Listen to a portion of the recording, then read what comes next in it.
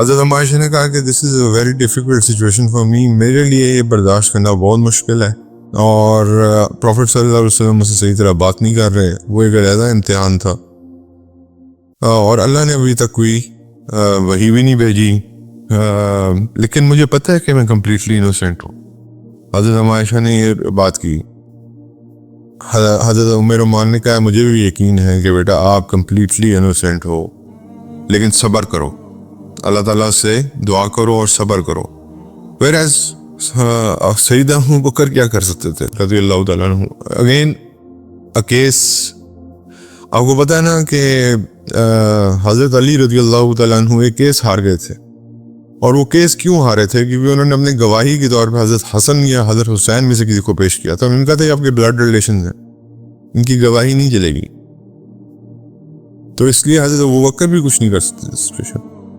ان کا ایک ہی جواب ہوتا تھا، Allah and his messenger knows the best, بس وہ یہی کہتے تھے، آگے سے خاموش تھے۔ پتا تھا اپنی بیٹی کے بارے میں، تو پتا تھا کہ ایسا نہیں ہو سکتا، لیکن انفارچونیٹلی اس سچویشن میں کوئی ان کی سنتا ہے نا، سچویشن ہے۔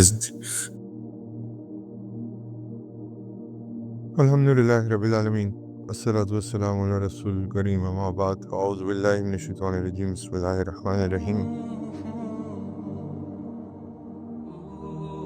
ہم نے آخری بار بنو مستلق کی جنگ کے بارے میں پڑھا، اور واپسی پہ سیدہ عائشہ رضی اللہ تعالیٰ عنہا جو کہ اکیلی رہ گئیں، اور حضرت صفوان نے ان کو اپنے اونٹ پہ بٹھا کے مدینہ منورہ پہنچایا، اس کے اوپر جو ہنگامہ کھڑا ہوا وہاں تک ہم نے اس کو پڑھا تھا، اور یہ ایکوزیشن یا بہتان جس کے بارے میں ابھی ہم بات کر رہے تھے،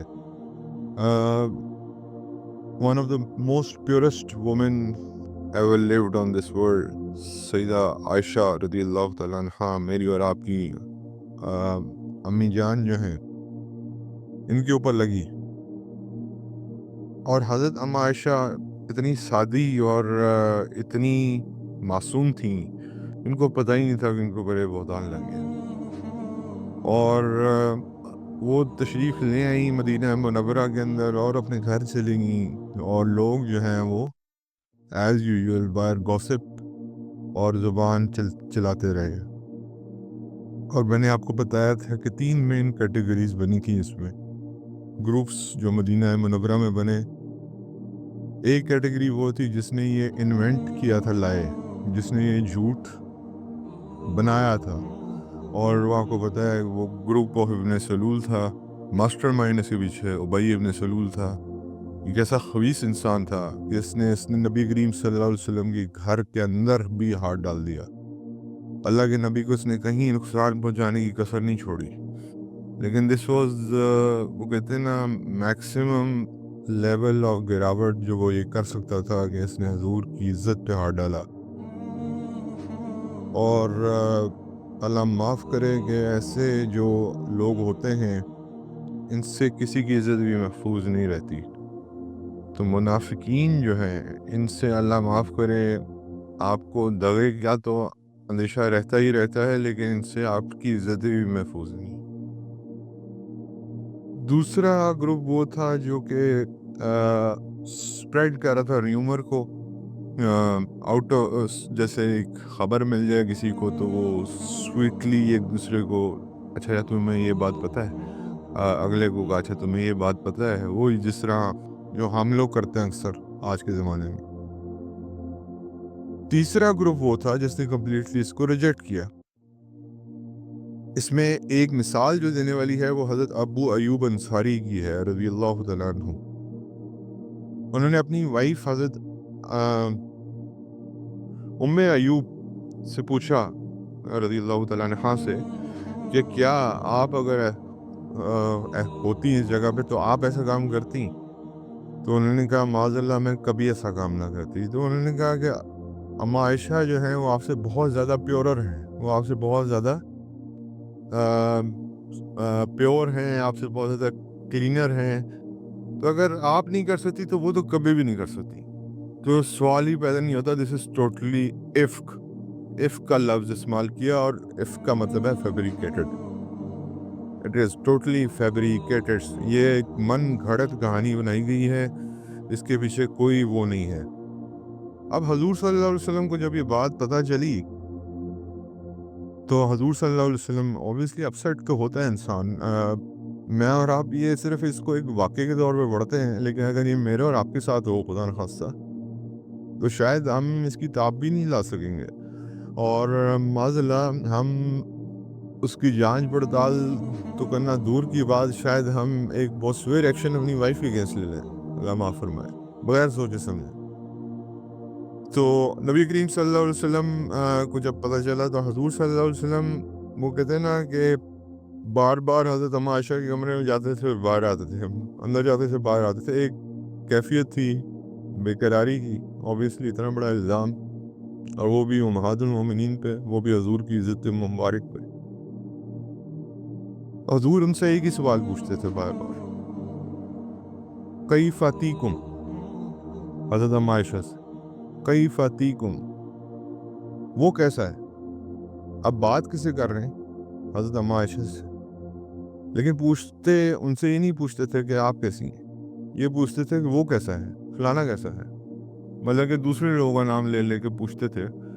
دس شوڈ کہ حضور جو ہے was very very disturbed from inside. اور اس سے ایک چیز اور بھی ظاہر ہو رہی تھی کہ حضور تھوڑا سا ڈسٹنٹ رکھا ہوا تھا انہوں نے اپنے آپ کو سید عائشہ سے. انہوں نے ایک دفعہ بھی نہیں پوچھا، ابھی جنگ سے واپسی ہوئی تو یہ بھی نہیں پوچھا کہ آپ کیسی ہیں، بس یہی پوچھا کیف اتیکم، یعنی کہ وہ کیسا ہے یا وہ کیسا ہے، فلانا کیسا ہے. تو بیسکلی اپنا ڈسٹینس اللہ کے نبی تھوڑا سا شو کر رہے تھے، لیکن بات کوئی نہیں کی. ایسی بات نہیں کہ آپ نے ایسا کیا، میں نے ایسا سنا، کوئی بات نہیں. حضور صلی اللہ علیہ وسلم didn't talk about it. اس کے بعد اور یہ جو حضور کی جو اپسیٹ ہونا تھا، یہ ان باتوں سے شو ہو رہا تھا. انسان جب اپسیٹ ہوتا ہے تو وہ پھر اپنا دماغ ڈائیورٹ کرنے کے لیے اس طرح بیہیو کرتا ہے. اور حضور صلی اللہ علیہ وسلم کی زندگی مبارک ایک ایسی حیات ہے جس سے اللہ نے ایک ایک مثال مجھے اور آپ کی زندگی میں سمجھانی تھی. اس لیے اللہ کے نبی کے ساتھ ہر وہ واقعہ ہوا ہے جو ہو سکتا ہے پاسبلی کسی بھی انسان کی زندگی میں، تاکہ وہ اس سے اس کو اسوہ حسنہ کیوں کہتے ہیں، کیونکہ وہ اسوہ یعنی کہ وہ زندگی جو حسنہ ہے یعنی کہ بہترین ہے، اور اس کی وجہ سے ہمیں کیا سیکھنے کو ملے. تو خدا نہ خواستہ اگر ایسی سچویشن میرے ساتھ ہو تو اللہ نے یہ بھی کر کے دکھایا. نماز کے قضا ہونے سے لے کے گھر کی عزت پہ بات آنے تک اللہ نے ایک ایک ایونٹ اللہ کے نبی کے ساتھ کیا، تاکہ مجھے اور آپ کو ہر چیز میں مثال ملتی رہے، راستہ ملتا رہے، جس میں میں اور آپ اللہ کے نبی کو صلی اللہ علیہ وسلم کو فالو کر لیں، اور ایسا کوئی جگہ نہ ہو جہاں پہ نبی کریم صلی اللہ علیہ وسلم نے کوئی پزل جو ہے وہ چھوڑ دیا ہو میرے اور آپ کے لیے. اس کے بعد حضور صلی اللہ علیہ وسلم کو پتا تھا کہ یہ تو جھوٹ ہے. Deep down the heart new کہ یہ جھوٹ ہے. پھر دماغ میں اب ظاہری بات خیال بھی آتا ہے کہ سچ نہ ہو، لیکن اندر دل میں یقین تھا اس بات کا کہ یہ جھوٹ ہے. تو اور انہوں نے یہ سوچا کہ اگر میں جا کے لوگوں کو کہوں گا کہ یہ جھوٹا الزام ہے، یہ بہتان عظیم ہے، تو لوگ کہیں گے کہ you are defending your wife. سب جوڈس کیس ہے، یعنی کہ ابھی بیسکلی ایسا ہے جیسے کہ کیس کا فیصلہ نہیں آیا اور ایک پارٹی آلریڈی یہ کہہ رہی ہے کہ یہ تو جھوٹ ہے، تو ایسا ہو نہیں سکتا، ان بات نہیں مانے گا کوئی اس وقت میری. اور پھر اوپر سے اللہ نے ریولیشن بھی روک لی، اور یہ کل ٹائم تقریباً مہینے سے زیادہ کا تھا. آپ اندازہ کریں کیسے 30 31 32 جتنے بھی دن تھے اضطراب کی حالت میں گزرے ہوں گے کہ اللہ نے ایک مہینے سے اوپر تک وہی نازل نہیں کی اس معاملے پہ. کیوں؟ اللہ بیسیکلی ٹیسٹ کرنا چاہ رہے تھے سب کو، ایوری ون، जो नबी करीम सल्लल्लाहु अलैहि वसल्लम के करीबी भी थे, जो हजूर सल्लल्लाहु अलैहि वसल्लम के इर्द गिर्द लोग थे, हर एक को टेस्ट किया जा रहा था इस सिचुएशन में, ताकि उसमें से लेसन दिया जा सके किसको, मुझे और आपको, कि अगर ऐसी सिचुएशन हो जाए तो उसमें बिहेव कैसे करना है। अम्मा आयशा बहुत इनोसेंट और बहुत मासूम थी, और लेकिन उनको ये समझ नहीं आ रही थी कि हजूर सल्लल्लाहु अलैहि वसल्लम इस तरह बिहेव कर रहे हैं मेरे साथ, अपने आप को डिस्टेंट क्यों कर रहे हैं, क्योंकि उनको पता ही नहीं था कि उनके ऊपर ये इल्ज़ाम लगा हुआ है, माज़अल्लाह इतना बड़ा बहतान लगा हुआ है। फिर एक दिन आया कि वो उम्मे मिस्ताह इब्न उतादा रज़ियल्लाहु तआला अन्हु की वालदा थी, उम्मे मिस्ताह। ये हज़रत अम्मा आयशा को कहीं बाहर ले गई किसी काम से, तो हज़रत अम्मा आयशा को रास्ते में ठोकर लगी एक। तो जब ठोकर लगी तो उम्मे मिस्ताह रज़ियल्लाहु तआला अन्हा ने कहा, डिस्ट्रक्शन अपॉन मिस्ताह माज़अल्लाह, उन्होंने बद्दुआ दी मिस्ताह रज़ियल्लाहु तआला अन्हु को। तो हज़रत अम्मा आयशा ने कहा कि आप क्या कह रही हैं, ये तो आप एक जो हैं बदरी सहाबी के बारे में बददुआ कर रही हैं। तो उम्मे मिस्ताह ने कहा कि आपको नहीं पता कि मिस्ताह ने क्या किया है? कहा मुझे तो नहीं पता कि मिस्ताह ने क्या किया है, लेकिन वो बार बार एक ही चीज़ पे बज़िद थी हज़रत अम्मा आयशा के, वो बदरी सहाबी हैं, आप उनको बददुआ नहीं दे सकती। अभी मासूमियत की हद देखें और फिर बदरी सहाबी होने का एक मकाम देखें कि हज़रत आयशा बार बार उनको मना कर रही हैं कि आप इनको बददुआ मत दें। एक तो वालदा हैं, दूसरी ये कि उनका मर्तबा भी बदरी सहाबी का है। उसके बाद हुआ कि अब मिस्ताह इब्न उथाता रज़ियल्लाहु तआला अन्हु जो थे, वो हज़रत अबू बकर के दूर के रिश्तेदार भी थे, और उनके घर में कई दफ़ा आते जाते भी रहते थे, और हज़रत अबू बकर रज़ियल्लाहु तआला अन्हु उनकी माली मुआवनत भी किया करते थे। अब जब उन्होंने बताया उनको कि मिस्ताह रज़ियल्लाहु तआला अन्हु ने इस तरह आपके बारे में ख़बर फैली है, और वो इसका हिस्सा हैं, कि वो वाज नॉट द इन्वेंटर, याद रखिएगा। इन्वेंटर कौन था? अब्दुल्ला बिन उबई और उसका ग्रुप, लेकिन ये उसमें शामिल थे, उस ग्रुप में जो ये खबर फैला रहा था। अब हज़रत आयशा को जब ये बात पता चली रज़ियल्लाहु तआला अन्हा को, तो उन्होंने कोई बात नहीं की, हज़रत मिस्ताह के बारे में खामोश रहीं, और रोते रोते घर वापस आईं, और she kept on weeping till she came back home. Nabi Kareem Sallallahu Alaihi Wasallam again walked in the room and again asked the same question, कईफा, ठीक हूँ? वो कैसे? अगेन वो अपना डिस्टेंस और एक अजीब सी सिचुएशन है। तो हज़रत अम्मा आयशा ने कहा, या रसूलल्लाह, आप मुझे अलाउ करते हैं to go to my parents house? सैयदना अबू बकर और सैयदना उम्मे रोमान रज़ियल्लाहु तआला अन्हुमा के घर जाने की इजाज़त देते हैं?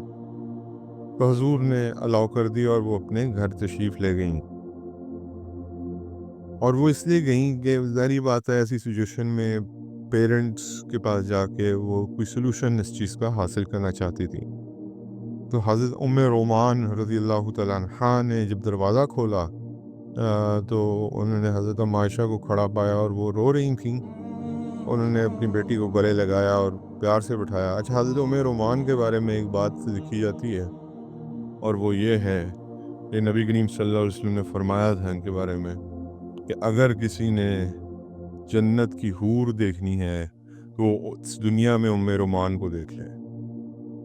यानी कि वो सारी खूबियाँ, सिर्फ खूबसूरती नहीं, सारी खूबियाँ जो हूर के अंदर होंगी, उम्मे रोमान में थी।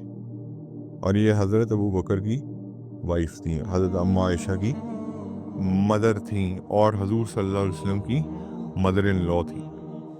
तो इतना बड़ा रुतबा हजूर ने इनको दुनिया में दिया कि अगर किसी ने जन्नत की हूर देखनी है, तो वो उम्मे रोमान को देख ले, सैयदना अबू बकर की वाइफ जो थी। انہوں نے جیسے والدہ ہوتی ہیں، انہوں نے کہا کہ بیٹا آپ اس چیز پہ زیادہ دھیان مت دیں، برے لوگوں کا کام بری خبر پھیلانا ہی ہوتا ہے، اور آپ ماشاءاللہ جوان بھی ہیں، خوبصورت بھی ہیں، لوگوں کو جو ہے نا یہ موقع چاہیے ہوتا ہے کہ آپ ایسے بچیوں کے بارے میں، جیسے سید، اس میں انہوں نے حضرت یوسف علیہ السلام کی مثال بھی دی کہ ان پہ بھی الزام لگا ان کے حسن کی وجہ سے. تو آپ اس چیز کو نا don't take it very serious, Allah will definitely find a way out for you. تو انہوں نے تسلی دی جو حضرت ام رومان رضی اللہ تعالیٰ عنہ تھیں، اور پھر اس کے بعد حضرت عائشہ کیونکہ چھوٹی عمر میں بھی تھیں اور just to innocent to bear this. میرے اور آپ کے گھر میں بھی بچے ہیں، کسی کو جا کے اس پہ اس طرح کا الزام لگ جائے، آج آپ دیکھ لیں گے وہ کیسے بیئر کرے گی اس چیز کو. تو خیر حضرت عائشہ نے کہا کہ this is a very difficult situation for me, میرے لیے یہ برداشت کرنا بہت مشکل ہے، اور پروفٹ صلی اللہ علیہ وسلم مجھ سے صحیح طرح بات نہیں کر رہے، وہ ایک علیحدہ امتحان تھا، اور اللہ نے ابھی تک کوئی وحی بھی نہیں بھیجی، لیکن مجھے پتہ ہے کہ میں کمپلیٹلی انوسینٹ ہوں. حضرت عائشہ نے یہ بات کی. حضرت ام رومان نے کہا مجھے بھی یقین ہے کہ بیٹا آپ کمپلیٹلی انوسینٹ ہو، لیکن صبر کرو، اللہ تعالیٰ سے دعا کرو اور صبر کرو. whereas سیدہ ابو بکر کیا کر سکتے تھے رضی اللہ تعالیٰ عنہ. اگین کیس آپ کو پتہ ہے نا کہ حضرت علی رضی اللہ تعالیٰ عنہ ایک کیس ہار گئے تھے، اور وہ کیس کیوں ہارے تھے؟ کیونکہ انہوں نے اپنے گواہی کے طور پہ حضرت حسن یا حضرت حسین میں سے کسی کو پیش کیا تھا. ان کا تھا آپ کے بلڈ ریلیشن ہیں، ان کی گواہی نہیں چلے گی، تو اس لیے حضرت ابوبکر بھی کچھ نہیں کر سکتے سچویشن. ان کا ایک ہی جواب ہوتا تھا، Allah and his messenger knows the best, بس وہ یہی کہتے تھے. آگے سے خاموش تھے، پتا تھا اپنی بیٹی کے بارے میں، تو پتا تھا کہ ایسا نہیں ہو سکتا، لیکن انفارچونیٹلی اس سچویشن میں کوئی ان کی سنتا ہے نا. سچویشن حضور کی بارے میں اگر حضور صلی اللہ علیہ وسلم کو یہ خیال آ رہا تھا کہ میری کوئی نہیں سنے گا، حضرت ابوبکر کو تو بالکل یہ سمجھ آ گئی تھی کہ میری کوئی نہیں سنے گا اس سچویشن میں.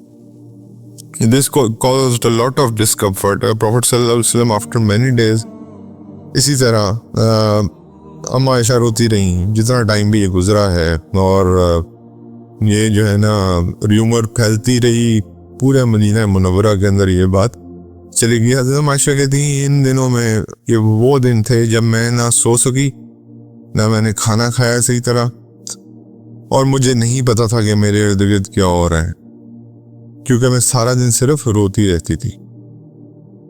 بٹ مجھے یہ یقین تھا کہ اللہ تعالیٰ میرا نام جو ہے وہ ضرور انشاءاللہ کلیئر کرے گا، یہ اللہ کی ذات پہ یقین تھا. اور اب حضور صلی اللہ علیہ وسلم نے فیصلہ کیا کہ میں ذرا اپنے کمپینینز یعنی کہ جو حضور کے اصحاب سے ان سے ایڈوائز لیتا ہوں. سب سے پہلے انہوں نے بلایا حضرت علی ابن طالب رضی اللہ تعالیٰ عنہ کو، اور اس کے بعد حضرت اسامہ بن زید رضی اللہ تعالیٰ عنہ کو، اور حضرت علی رضی اللہ تعالیٰ عنہ سے پوچھا کہ علی آپ کیا کہتے ہیں اس بارے میں؟ حضرت علی نے کہا کہ یا رسول اللہ آپ کے پاس خواتین کی کوئی کمی ہے، لیکن میرا آپ کو مشورہ یہ ہے کہ آپ بریرہ رضی اللہ تعالیٰ عنہ سے پوچھ لیں. بریرہ رضی اللہ تعالیٰ عنہ کون تھی؟ حضرت عائشہ کی خادمہ تھی. یہ مشورہ دیا حضرت علی نے. حضرت اسامہ بن زید نے کیا کہا؟ حضرت اسامہ بن زید حضور کو ویسے ہی بہت پیارے تھے، آپ کو بتایا تھا میں نے، حضرت زید بن حارث کے بیٹے تھے. حضرت اسامہ بن زید نے کہا دس از ٹوٹل افک، فیبریکیشن، ہو ہی نہیں سکتا، اما عائشہ ایسا کر ہی نہیں سکتی، میں جانتا ہوں. حالانکہ he was not that مطلب اتنے وہ بڑے ایج کے نہیں تھے، he was also in 20s that time. تو انہوں نے کہا کہ I know it، بلکہ not even 20s، ten ager میں تھے، ٹین ایج میں تھے، میرے خیال سے 17-18 کے تھے. It's not possible. اور پھر حضور صلی اللہ علیہ وسلم حضرت علی کے مشورے پہ حضرت بریرہ سے پوچھا، حضرت بریرہ رضی اللہ تعالیٰ عنہ سے پوچھا، عنہا سے پوچھا کہ آپ بتائیے کہ آپ کیا کہتی ہیں؟ تو انہوں نے بھی کہا کہ واللہ دس از اے فالس ایلیگیشن، اب بہتان عظیم، میں اما عائشہ کے ساتھ بہت ٹائم گزارتی ہوں دن میں، ان کو تو یہ بھی نہیں پتا، وہ تو اتنی معصوم ہیں کہ کئی دفعہ وہ آٹا گوندھ کے یہ بھی بھول جاتی ہیں کہ میں نے کہاں رکھا تھا. یہ تو معصومیت کے یہ عالم ہے. اور پھر اپنی لینگویج میں ان کو پریز کرتے نہیں پروفٹ صلی اللہ علیہ وسلم کو، لیکن ابھی بھی جو ہے وہ کہتے ہیں نا کہ اللہ کی طرف سے کیونکہ وحی نہیں آ رہی تھی تو وہ ایک دل کی جو تسکین ہے وہ نہیں تھی. اس میں ایک روایت سیدنا عمر کی بھی آتی ہے رضی اللہ تعالیٰ عنہ کی، اور وہ یہ ہے کہ سیدنا عمر رضی اللہ تعالیٰ عنہ سے جب حضور نے مشورہ کیا تو انہوں نے کہا کہ یا رسول اللہ آپ کی پسند کی شادی تھی؟ انہوں نے کہا نہیں. انہوں نے کہا پھر کیا تھا؟ انہوں نے کہا کہ جبرائیل آئے تھے اور ایک تکیہ تھا جس پہ اما عائشہ کی تصویر رکھی ہوئی تھی. انہوں نے کہا یا رسول اللہ آپ کے لیے اللہ کیسے ایسی کوئی خاتون چن سکتا؟ آپ پہ مکھی بیٹھتی ہے؟ انہوں نے کہا نہیں. انہوں نے کہا اگر مکھی گندی چیز آپ پہ نہیں بیٹھ سکتی تو آپ کی زوجہ ایسی کیسے ہو سکتی جن نے آپ کی پوری عمر کا ساتھ دے؟ اس پہ حضرت عمر کو تھوڑی سی حضور صلی اللہ علیہ وسلم کو حضرت عمر کی اس بات سے تھوڑی تسلی ہوئی، اور پہلی بار اس پوری ایپیسوڈ میں نبی کریم صلی اللہ علیہ وسلم نے اسمائل کیا. اس کے بعد حضور صلی اللہ علیہ وسلم کا لیکن غصہ اتنا سخت بڑھتا جا رہا تھا کہ حضور صلی اللہ علیہ وسلم نے کہا انصار کے پاس گئے اور ان کو کہا، انصار کے پاس کیوں گئے؟ کیونکہ بہتان لگانے والے کا جو وہ تعلق تھا وہ بھی مدینہ منورہ سے تھا. عبداللہ ابن ابی ابن سلول جو ہے وہ مدینہ منورہ سے تھا، اس لیے حضور انصار کے پاس گئے، مہاجرین کے پاس نہیں گئے. اور ان سے پوچھا کہ آپ میں سے کون مجھے معاف کرے گا کہ میں اس انسان کو یا تو قتل کروا دوں یا قتل کر دوں. غصہ کا انتہا ہوئی تھی اللہ کے نبی، یار کتنا کسی کو ٹچ کیا جا سکتا ہے.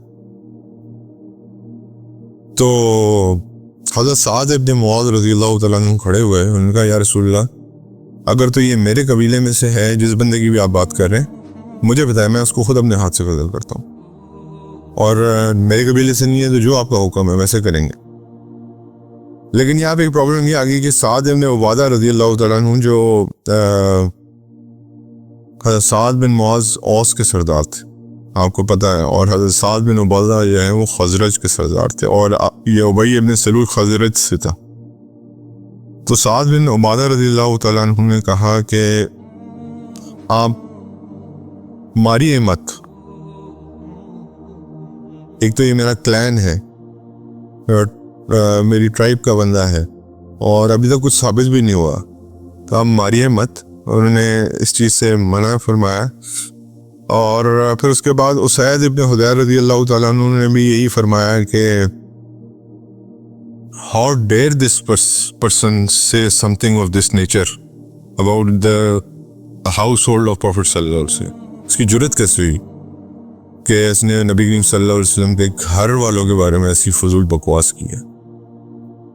تو اب حضور صلی اللہ علیہ وسلم کھڑے ہوئے ہیں اور دیکھ رہے ہیں انصار آپس میں بات کر رہے ہیں، بحث ہو رہی ہے کہ اس کو مارنا ہے نہیں مارنا، لیکن he was just like جیسے بندہ تھوڑا سا لاسٹ نہیں ہوتا، اور he was just listening to their discussion.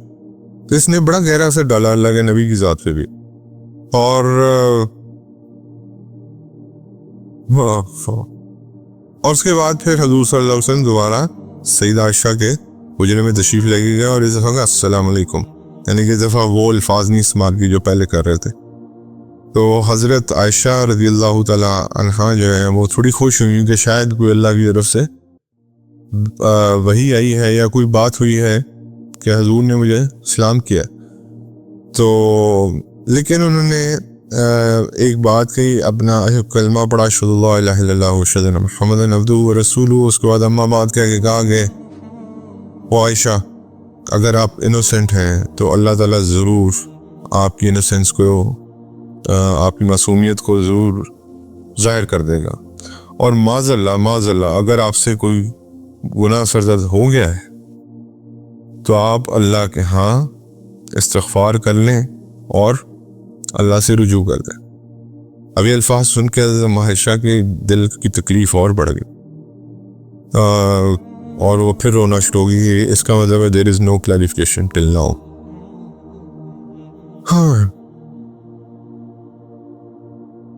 حضرت عائشہ کہتی میں اگر اپنی صفائی خود پیش کرتی اور میں یہ کہتی کہ میں معصوم ہوں تو لوگ کبھی بھی نہ مانتے، اور اگر میں یہ کہتی کہ میں گلٹی ہوں جو کہ میں نہیں ہوں تو یہی تو وہ سننا چاہتے ہیں.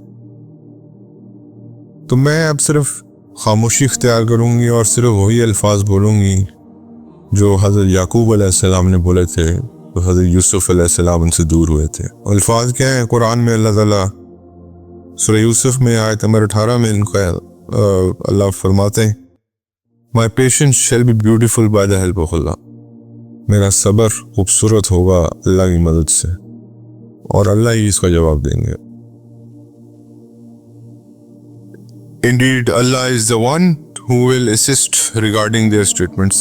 بے شک اللہ ہی میری مدد کو آئیں گے ان کی اسٹیٹمنٹس کے خلاف. اب حضور صلی اللہ علیہ وسلم حجرہ مبارک سے باہر تشریف لے کے جانے والے ہی تھے کہ آیت آ گئی، وہی آ گئی، اور وہی میں کیا لکھا تھا. اور یہ میں نے وہ بتایا کہ یہ incident more than a month last کیا ہے، یعنی کہ حضرت عائشہ کا ٹرائل اتنا لمبا تھا، اس کے بعد ان کے ارد گرد کے لوگوں کا ٹرائل اتنا لمبا تھا، اور پھر اٹ سیلف سب کا اللہ تعالیٰ نے سب کو آزمایا. اور اس کے بعد اللہ تعالیٰ نے فرمایا، یہ سورہ نور کی آیت نمبر 11 ہے، Indeed, those who have come with ifk یعنی فیبریکیشن، وہی لفظ استعمال کیے جو کئی صحابہ نے استعمال کیے تھے. تو اللہ فرماتے ہیں Indeed, those who have come with ifk are the group from amongst you. Do not think it's bad for you. In fact, it's good for everyone who took part in it. In that particular accusation, that shall bear their sin, and one who create ifk will have a massive punishment, which is Ibn Salul obviously. اب اللہ تعالیٰ کیا کہہ رہے ہیں کہ جس نے بھی ifk کا لفظ جب آ گیا تو حضور کو تسلی ہوگی، یعنی کہ یہ کیا تھی؟ فیبریکیٹڈ سائی کہانی تھی. لیکن اس کے اندر اللہ کی کیا فرما رہے ہیں؟ اللہ یہ فرما رہے ہیں کہ یہ برا نہیں ہے آپ لوگ کے لیے، یہ اچھا ہے.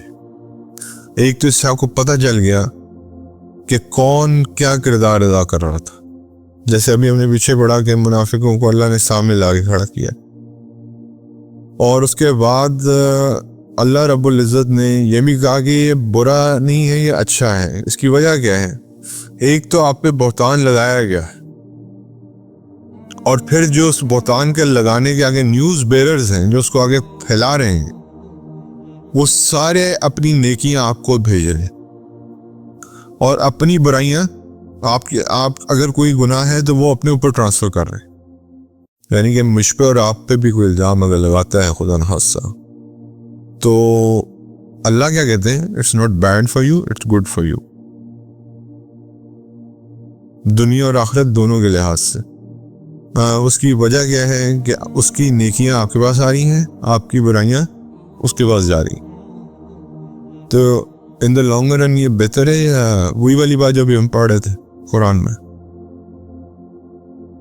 تو ان the long run Allah nose the best. اللہ کو بہترین پتہ ہے کہ جتنی دیر تک وہ الزام لگتا رہا، حضرت عائشہ کے جتنے لوگوں نے بھی ان کے اوپر یہ بہتان بازی کی، سب میں سے کوئی اگر نیک لوگ بھی تھے ان کی بھی نیکیاں ساری کدھر آ گئیں؟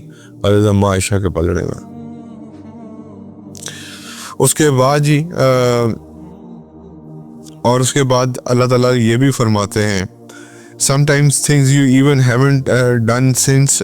یہ کئی دفعہ ایسی بھی چیزیں ہوتی ہیں جو ہم نے نہیں کی ہوتی، لیکن اس کے بارے میں آپ کی ریومر اسپریڈ ہوئی تھی. سوچیں اگر 1000 انسان اس ریومر کو اسپریڈ کر رہے ہیں، یہ تو میں آپ کو ایک فگر دے رہا ہوں، اس طرح لاکھوں میں چلی جائے، اس طرح کروڑوں میں چلی جائے. ایکچولی وہ 1000 لاکھ کروڑ جتنے بھی ہیں وہ ساری اچھی نیکیاں اپنی آپ کو ماشاءاللہ پلیٹ میں رکھ کے دے رہے ہیں، اور آپ کی برائیاں کھینچ رہے ہیں اپنی طرف. تو اس سے کیا لانگ رن میں کس کا فائدہ ہو رہا ہے؟ میرا ایک پرسنالٹی کا فائدہ ہو رہا ہے. اس کے بعد کیا ہوا کہ اس کے بعد اللہ تعالیٰ نے حضرت عائشہ کو ایک وہ کہتے ہیں نا سرٹیفکیٹ دیا کہ you are the most purest woman on the earth. اور ان کا اسٹیٹس ایلیویٹ کیا، اور دنیا اور آخرت دونوں میں اللہ تعالیٰ نے حضرت ام عائشہ کو جب حضرت ام عائشہ نے کو حضرت ام رومان رضی اللہ تعالیٰ عنہ نے کہا کہ اٹھیے اور نبی کریم صلی اللہ علیہ وسلم کا شکریہ ادا کیجیے اور ان کو امبریس کیجیے، تو حضرت ام عائشہ ظاہری بات ہے صبح ذرا اتنی بڑے ٹرامے سے گزری ہوئی تھی، تو انہوں نے کہا کہ میں ان کا شکریہ کیوں ادا کروں، میں اللہ کا شکریہ ادا کروں جس نے مجھے یہ اسٹیٹس دیا ہے۔ ایک ظاہری بات ہے اٹس ویری، حضرت ام عائشہ ذرا ناز نخرے والی بھی تھیں حضور کے ساتھ، حضور واحد وائف تھیں جو حضور جن کے ناز نخرے بھی اٹھاتے تھے، تو اور اتنی رسپیکٹ تھی حضرت ام عائشہ کی حضور کے دل میں کہ ایک دفعہ نبی کریم صلی اللہ علیہ وسلم کو انویٹیشن آیا دعوت کے لیے، تو اکیلے بلایا گیا، تو انہوں نے کہا کہ عائشہ کو انوائٹ نہیں کیا، انہوں نے کہا نہیں، انہوں نے کہا پھر میں بھی نہیں آؤں گا، یعنی کہ اس لیول کی عزت دیتے تھے حضرت عائشہ کو، اور حالانکہ حضور کسی کی دعوت کو رد نہیں کرتے تھے، لیکن حضرت ام عائشہ کو اس لیول کی بھی عزت دی ہے حضور نے کہ اگر ان کو دعوت پہ نہیں بلایا میرے ساتھ میں نہیں آؤں گا۔ اس کے بعد اور باقی امہات المومنین پہ ہمیشہ فخر کیا کرتی تھیں کہ میں وہ ہوں جو جن کو اللہ نے سرٹیفکیٹ دیا کریکٹر کا قرآن کے اندر، اور اسی طرح حضرت زینب جو ہیں زینب بنت جہش ناٹ خزیمہ، حضرت زینب بنت جہش وہ اس چیز سے فخر کیا کرتی تھی کہ میرا نکاح آسمانوں پہ پڑھایا گیا۔ تو ہر امہات المومنین کے ساتھ کوئی نہ کوئی اللہ تعالیٰ نے وہ جوڑا ہوا تھا۔ اس کے بعد ابھی کچھ ورسز ہیں جی میرے اور آپ کے لیے بڑے امپورٹنٹ ہیں قرآن سے سبق حاصل کرنے کے لیے۔ اب بیسیکلی دیکھو یار، یہ سٹوری اللہ تعالیٰ نے ایسی نہیں سنائی، یہ واقعہ اللہ نے ایسے نہیں کرایا، اس کے پیچھے اللہ تعالیٰ wanted us to learn a bigger lesson کہ اگر آپ کے ساتھ یہ خدا نہ خواستہ ہو جائے، میرے اور آپ کے گھر میں ایسا ہونا جائے، تو میں نے اور آپ نے کیا کرنا ہے؟ پہلے اللہ تعالیٰ سورہ نور کی آیت نمبر 12 میں کہتے ہیں کہ اب اللہ ڈانٹ رہے ہیں، یاد رکھیے گا، اور اللہ ڈانٹ رہے ہیں اور کہہ رہے ہیں shouldn't believers think to themselves that if we cannot do this she definitely couldn't do this۔ آیت نمبر 12 میں اللہ فرما رہے ہیں کہ کیا ایمان والوں کو یہ نہیں سوچنا چاہیے تھا کہ اگر ہم یہ کام نہیں کر سکتے تو عائشہ کیسے یہ کام کر سکتی؟ یہ کون سی والی بات ہے؟ حضرت ابو ایوب انصاری والی۔ حضرت ابو ایوب انصاری اپنی بھائی سے کیا پوچھا تھا؟ کیا آپ یہ کر سکتی ہیں؟ تو حضرت ابو ایوب انصاری کی اس بات کو تقویت بھی دی اللہ نے۔ یہ طریقہ ہے، پہلے اپنے اوپر رکھ کے سوچیں کیا میں ایسا کر سکتا ہوں؟ تو اگر آپ کو لگتا ہے کہ میں ایسا نہیں کر سکتا تو وہ تو ہماری امہات میں سے ہیں، وہ زیادہ پیور ہیں، ان سے کہیں زیادہ اللہ تعالیٰ نے ان کا درجہ بنایا ہے، وہ کیسے کر سکتی ہیں؟ اس کے بعد اسی کی سورہ نمبر نور میں آیت نمبر 16 میں اللہ فرماتے ہیں Shouldn't you have uttered immediately as you heard this, if look that we should not be messing out our tongues with this type of statement, indeed it's a big if a fabrication against pure people۔ اللہ ڈانٹ رہے ہیں سورہ نور کی آیت number 16 میں، کیا آپ کو یہ الفاظ نہیں بولنے چاہیے تھے فوراً جب آپ نے یہ خبر سنی تھی کہ ہمیں اپنی زبانوں کو اس سٹیٹمنٹ کے لیے استعمال نہیں کرنا چاہیے ان لوگوں کے خلاف جو کہ پیور ہیں؟ یہ اللہ مجھے اور آپ کو سکھا رہے ہیں کہ اگر ریومر آپ پھیل جائے تو میں نے اور اپنی زبان کو کیا کرنا ہے؟ لگام دے کے رکھنا ہے، بولنا نہیں ہے کچھ اس کے بارے میں، خاموشی اختیار کرنی ہے۔ مجھے اور آپ کو نہیں پتا وہ ریومر سچ ہے، اچھا اگر لیٹ سے وہ سچ ہے بھی تو کسی کی پردہ پوشی کیوں کر رہے ہیں ہم؟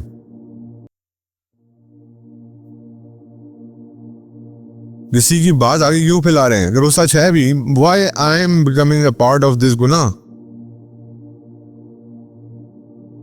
پہلی بات آپ کو یہی نہیں پتا، آج سبحان اللہ جتنی ریومرز اور جتنی بکواس اس وقت سوشل میڈیا پہ ہوتی ہے، لوگ بلا جھجک آگے فارورڈ کر دیتے ہیں، بلا جھجک آگے بھیج دیتے ہیں، یہ دیکھے بغیر۔ اب تو خدا نخواستہ یہ اتنا مشکل مرحلہ آ گیا ہے، اے آئی اور اس سچویشن میں کہ آپ کچھ بھی آپ کے سامنے بنا کے رکھ دیا جائے، آپ وہ تو اتنا یقینی ہوتا ہے کہ آپ کو لگتا ہے کہ ایسا ہوا بھی ہے. اور یہی دجال کا فتن ہے. خدا کی قسم AI is such a dangerous thing کہ میں اور آپ، ہم نے جب انجینئرنگ کی تھی artificial intelligence was one of the subject جس کو ہم کہتے تھے بس یار ایک سبجیکٹ ہے، لیکن ہمیں نہیں پتا تھا اس دنیا میں اتنی مصیبت مچا دے گا. یہ تو آپ کے سامنے ایک چیز ایسی بھی لا سکتا ہے جو کہ نہیں ہوئی، تو پھر میں اور آپ کیا کریں گے؟ کو پھیلا دیں گے آگے. تو اس لیے اللہ ہمیں معاف فرمائے اس چیز سے جو ہم نے کیا آج تک، اللہ سے معاف فرمائے اور آگے کے لیے اللہ تعالیٰ ہمیں ہدایت نصیب فرمائے. اس کے بعد سورہ نور کی آیت نمبر 13 میں اللہ فرماتے ہیں ابھی اللہ تعالیٰ لا پاس کر رہے ہیں ایسے معاملے کے لیے. سورہ نور کی آیت نمبر 13، اگر کسی نے ایسا واقعہ دیکھا ہے تو اسی کو 4 گواہ لائے. 4 گواہ لائے، یعنی کہ اگر کسی نے اڈلٹری ہوتی دیکھی ہے، فورنیکیشن، زنا ہوتے دیکھا ہے، تو اس کے لیے کیا اللہ نے شرط رکھ دی؟ اللہ کا حکم آ رہا ہے سورہ نور کے اندر آیت نمبر 13 میں یہ 4 گواہ لائے. اور اگر وہ 4 گواہ نہیں لا سکتا تو اللہ کی نظر میں جھوٹا ہے. اس کے بعد اللہ نے اس کے ساتھ ایک پنشمنٹ کو جوڑ دیا. 4 گواہ لاؤ، نہیں لا سکتے 80 کوڑے پڑیں گے.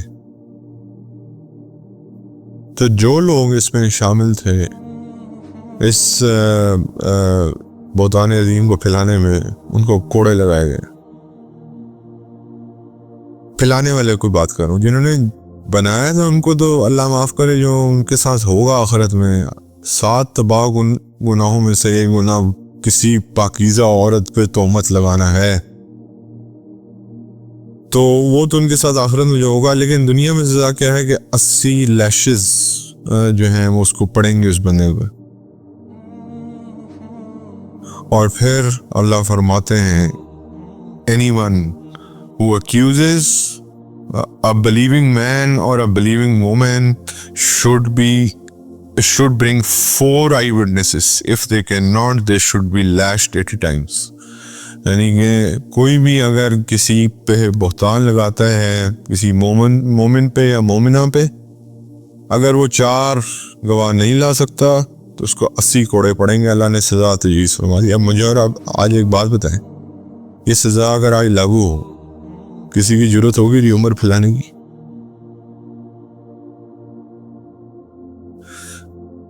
ہاتھ کاٹنے کی سزا اگر آج لاگو ہو تو کسی کی ضرورت ہوگی چوری کرنے کی؟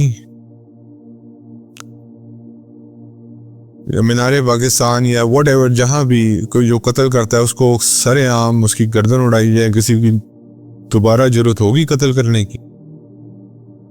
کسی ریپسٹ کو کسی بڑے پہاڑ سے دھکا دے کے نیچے پھینکا جائے، کسی کی ضرورت ہوگی دوبارہ ریپ کرنے کی؟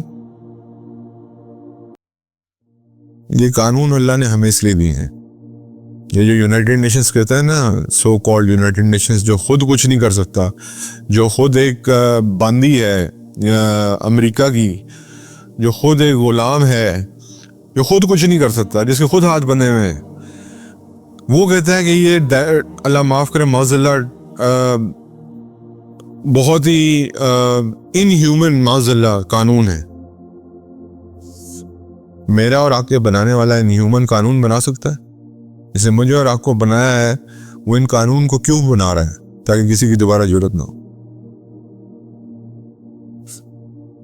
اس کے بعد آیت نمبر 15 میں اللہ فرماتے ہیں سورہ نور کی، You have received it with your tongue, you have uttered with your tongue, so you are saying a statement with your mouth and you are considering it light in the eyes of Allah. It's a huge thing to accuse people. آیت number 15 میں اللہ فرماتے ہیں تم نے اپنی زبان سے اس کو ریسیو کیا، اپنی زبان سے اس کو نکالا اور اپنی اس اسٹیٹمنٹ کو اپنے ماؤتھ سے بولا. تمہارے نزدیک یہ چھوٹی بات ہوگی، اللہ کے نزدیک یہ بہت بڑا گناہ ہے. اس کے بعد آیت نمبر 19 میں اللہ فرماتے ہیں those people who love to spread tales of immorality amongst believer, for them there will be severe punishment in this world and hereafter. यानी कि सूरह नूर की आयत नंबर 9 में 19 में फरमाते हैं कि जिन लोगों को बहुत शौक है ऐसी कहानियां फैलाने का जो कि इमोरल हैं बिलीवर्स के बारे में, तो उनके लिए इस दुनिया और आखिरत में दर्दनाक अज़ाब है। और यहाँ पे सुभान अल्लाह क्या होता है, लोग माज़अल्लाह सिन करके आते हैं, अगले दिन बड़ा फतूहाना अंदाज में बता रहे होते हैं कि हमने तो ये गुनाह किया, रात को हम फलानी औरत के साथ थे, आज रात को हम फलानी औरत के साथ होंगे। गुनाह के ऊपर अल्लाह माफ करे फख्र करना, शर्म क्या नहीं है ऐसे लोगों को। और अल्लाह माफ करे कि ऐसे गलीज लोग भी हैं जो इतने पाक रिलेशनशिप को, वाइफ हस्बैंड का रिलेशनशिप को, उनकी बेड शेयरिंग को शेयर करते हैं बाहर जाके लोगों के साथ। ये गलीज लोग हैं। अल्लाह ताला ने, मैंने आपके साथ एक बात की थी जिसमें लिखा था कि 3 severe punishments on the day of hereafter, जिसमें एक पनिशमेंट इस बंदे को मिलेगी जो अपनी वाइफ के साथ जो बेड पे हुआ या जो हस्बैंड के साथ जो बेड पे हुआ अगले दिन जाके लोगों को पता है।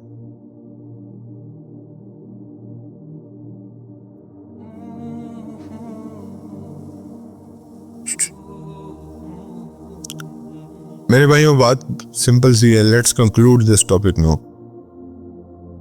अगर आप सच्ची बात कोई आपने सुन भी ली है, लेट्स से वो र्यूमर सच्ची है, अगर आप उसको बताते हैं तो आप गीबत कर रहे हैं। हजूर सल्लल्लाहु अलैहि वसल्लम से गीबत के बारे में पूछा गया तो उन्होंने क्या कहा, या रसूलल्लाह अगर किसी बंदे के अंदर कोई ऐब मौजूद हो तो क्या वो बयान करना गीबत है? उन्होंने कहा यही तो गीबत है। और अगर वो ऐब मौजूद ही नहीं है तो वो बहतान है। तो अगर वो र्यूमर सच भी हो या फॉल्स भी हो तो दोनों केसेस में we are on the losing and. दोनों केसेस में, एक केस में अगर वो सच है तो गीबत कर रहे हैं, दूसरे केस में हम बहतान लगा रहे हैं, और दोनों बहुत बड़े गुनाह हैं। गीबत के बारे में मैंने आपको बता दिया, अल्लाह के नबी फरमाते हैं गीबत जिना से भी बड़ा गुनाह है, जिसको आज हम कुछ समझते नहीं।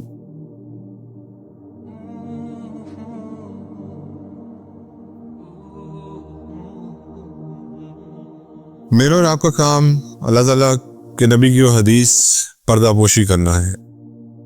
अल्लाह के नबी फरमाते हैं जिसने मुसलमान की पर्दापोशी की, अल्लाह क़यामत के दिन इसकी पर्दापोशी फरमाएंगे। और इसी के आगे अल्लाह के नबी फरमाते हैं कि जिसने इस्लाम किसी मुसलमान की पर्दादारी की, यानी जब उसका पर्दा हटा दिया, क़यामत के दिन अल्लाह उसको ज़लील करके रख दे, सबके सामने उसका पर्दा हटाएंगे जब कुल कायनात मौजूद हो।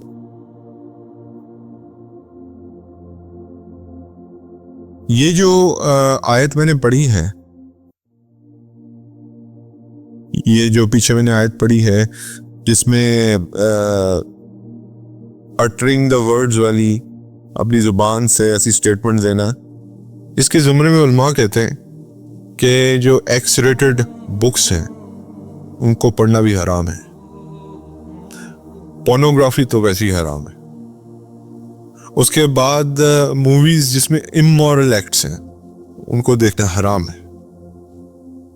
तो इस आयत के ज़ुमरे में ये 3 कैटेगरी भी फॉल करती है। यानी कि आप कोई ऐसी रीडिंग कर रहे हैं जिसमें इस तरह की, अल्लाह माफ़ करे, सेक्सुअल डिज़ायर्स हैं या कोई इस तरह की बातें हैं या फजूल की बकवास है, तजस्सुस है, र्यूमर मॉन्गरिंग है, उसको पढ़ना हराम है। पोर्नोग्राफी तो आपको पता वैसे ही हराम है। अल्लाह के नबी ने ये क्या कहा है कि आंखों का जिना है जो लोग बेहयाई की चीज़ें देखते हैं, जो लोग बेहयाई की चीज़ें सुनते हैं वो कानों का जिना कर रहे हैं। और अल्लाह माफ़ फरमाए, इन आर सिचुएशन आज हमारे माशरे में अल्लाह माफ़ करे जल्दी शादी का वो नहीं है, रवाज नहीं है, तो मास्टरबेशन हाथों का जिना है। अब ये बातें कड़वी हैं लेकिन सच्ची हैं। अब हज़रत आयशा का स्टेटस आपको पता है क्लियर हो गया और उनको अल्लाह ताला ने बहुत बड़ा एक स्टेटस दिया। और اس میں سب سے بڑی بات یار آپ ایک بات یاد رکھیں, بار بار وہ حدیث کا ذکر میں اس لیے کرتا ہوں کہ مجھے اور آپ کو یہ بات یاد رہے کہ کسی مومن, اس کا مفہوم ہے کہ کسی مومن کی دل آزاری کرنا یا اس کا دل دکھانا ایسے ہی ہے جیسے اپنے خانہ کعبہ کی معاذ اللہ حرمت پامال کی ہو. تو کسی مومن کے بارے میں یہ بات ہو رہی ہے, تو حضرت اماں عائشہ کا کیا رتبہ تھا یہ مجھے اور آپ کو پتہ ہے.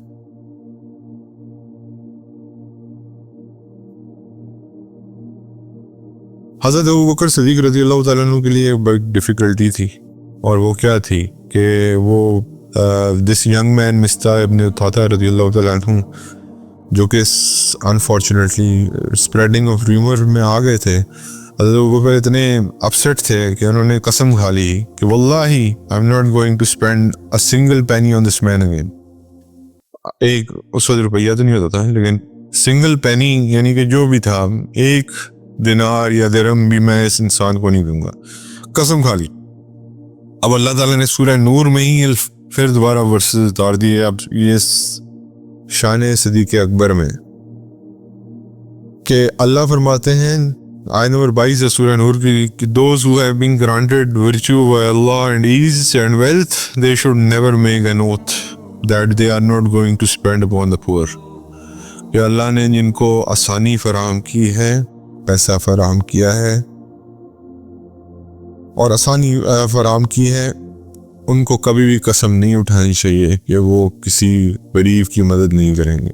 جیسی حضرت ابوبکر نے آیت سنی, حضرت ابوبکر کو فوراً سمجھ آ گئی کہ یہ میرے لیے ہے, کیونکہ میں نے ہی قسم کھائی تھی. اور پھر اللہ اس آیت میں آگے بھی فرماتے ہیں اور ان لوگوں کے اوپر جنہوں نے اللہ کے راستے میں ہجرت کی, اور ان لوگوں کے اوپر جو تمہارے پور ریلیٹیوز ہیں, یعنی کہ ریلیٹیوز ہیں, ماشاء اللہ بات ہو رہی ہے امیر ریلیٹیوز کو تو ہر کوئی پوچھتا ہے نا کہ اپنا فائدہ ہوتا ہے, پور ریلیٹیوز کو کون پوچھتا ہے, آپ کے سامنے ہی ہے. اور you should forgive them and embrace them for indeed they don't want to. کیا تم نہیں چاہتے تم ان کو معاف کر دو, کیا تم نہیں چاہتے کہ اللہ تمہیں معاف کرے. تو حضرت ابوبکر نے اس آیت کو پکڑا اور کہا کہ میں تو چاہتا ہوں اللہ مجھے معاف کرے. تو میں نے فوراً ان کو معاف کیا, حضرت مستاح کو, اور فوراً اب مسئلہ یہ تھا کہ قسم کھائی ہوئی تھی, جس کو ہم بڑا لائٹ لیتے ہیں اللہ کی قسم کو یا کسی اوتھ کو. حضرت ابوبکر نے پہلے اس کا کفارہ ادا کی, اس قسم کو توڑنے کا کفارہ ادا کیا. پھر اپنی دوبارہ سے حضرت ابوبکر نے حضرت مستاح کو چیریٹی دینا شروع کر دی, اور اپنے زندگی تک آخری دم تک حضرت مستاح کی چیریٹی کبھی بند نہیں کی. آج میرا اور آپ کے ساتھ یہ ہو جائے, میں اور آپ کیا کریں گے؟ چیریٹی تو کیا, میں اسی شکل بھی نہیں دیکھنا چاہوں گا دوبارہ. تو یہ بھی ایک سبق ہے قرآن کا کہ کیا تم نہیں چاہتے کہ اللہ تمہیں معاف کرے؟ اگر چاہتے ہو تو پھر تم بھی لوگوں کو معاف کرو.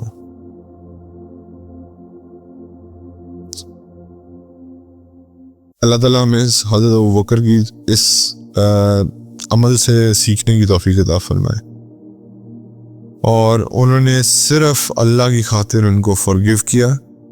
کوئی اپنا پرسنل ریزن نہیں تھا, صرف پرسنل ریزن یہی تھا کہ اللہ مجھے معاف کرنا. That was the only personal reason. کو دنیا میں کوئی ان کو وہ نہیں تھا, کوئی گین نہیں تھا اس میں. بہت مشکل ہے یہ میرے اور آپ جیسے لوگوں کے لیے کرنا. سیدنا صدیق اکبر بہت ہائی لیول تھا ان کا, ان کے لیے کرنا شاید بہت آسان تھا, کیونکہ محنت بہت ہوئی ہوئی تھی, اللہ کے نبی کی محنت بہت ہوئی ہوئی تھی. اور پھر وہی اللہ تعالیٰ فرماتے ہیں کہ دنیا والوں پہ رحم کرو, اللہ تعالیٰ تم پہ رحم کرے گا. تو یہ جو کوالٹی ہے میں اور آپ اپنے اندر صرف اس نیت سے پیدا کرنے کی کوشش کریں فارگیونیس کی, کہ مجھے اور آپ کو اللہ تعالیٰ قیامت کے دن فارگیو کرے گا انشاءاللہ. تو یہ ہے واقعہ عفق, اور جس میں ایک خاندان کا خصوصی امتحان ہوا, وہ تھا حضرت صدیق اکبر کا خاندان, اور اس کے ساتھ جڑا ہوا تھا نبی کریم صلی اللہ علیہ وسلم کی عزت. حضور کے بیسٹ فرینڈ بھی تھے, بیٹی کے ہسبینڈ بھی تھے, اور فادر ان لا بھی تھے حضرت ابوبکر. حضرت ابوبکر کے تو 3 ریلیشن تھے حضرت حضور کے ساتھ. بیسٹ فرینڈ میں علیحدہ تھے, بیٹی بھی حضور کے پاس تھی, فادر ان لا بھی تھے. تو دونوں خاندانوں کے لیے it was a very tough time. But Allah تعالیٰ نے مجھے اور آپ جیسوں کو سکھانا تھا کہ ایسی سچویشن میں ریومر مانگرنگ جو ہے وہ کتنی خطرناک ہو سکتی ہے اور اس پہ کیا سزا ہے. یاد رکھیے گا, جس نے غلط خبر پھیلائی اور وہ اس کے اوپر 4 گواہ نہ لا سکا, اس کو 80 کوڑے پڑیں گے. یہ اللہ نے تو فرما دیا. پاکستان میں تو قانون خیر شریعت کے مطابق نہیں بنتے, اللہ معاف فرمائے, اللہ ہمیں اس کے لیے معاف فرمائے. لیکن یہ قانون ہے اللہ کا, تو کوئی قانون بھی لاگو نہیں ہے. چور, میں تو خیر یہ بھی نہیں سنا کہ کبھی کسی کو صحیح طرح پھانسی ہوئی ہو جس نے قتل کیا ہو. سالوں سال وہ چلتے رہتے ہیں اور دن دہاڑے بندہ مار کے چلا جاتا ہے, اور پروفس بھی ہیں سارے, لیکن کچھ نہیں ہوتا چونکہ وہ اتنا اسٹرانگ ہے. اور یہی وجہ ہے کہ اللہ تعالیٰ کے نبی نے فرمایا کہ تم سے پہلے قوم اس لیے تباہ ہی ہیں کیونکہ کمزور کے لیے اور قانون تھا اور بڑے کے لیے کچھ اور قانون تھا. تو یہی وجوہات ہیں کہ آج ہم بڑوں کے لیے ہمارا کوئی قانون نہیں ہے. کمزور کو جتنا مزید رگڑ لیں آپ اس سوسائٹی میں, کوئی پوچھنے والا نہیں اس کو. تو اس لیے اللہ کے قانون نافذ کریں گے تو وہ سب کے لیے برابر ہے, چاہے وہ پھر جیسے قریش کی بہترین سے بہترین عورت جس کا کیس حضور کے سامنے لایا گیا, اس کے ہاتھ کاٹے گئے, چاہے چھوٹے سے چھوٹا چور, اس کے بھی ہاتھ کاٹے جائیں گے.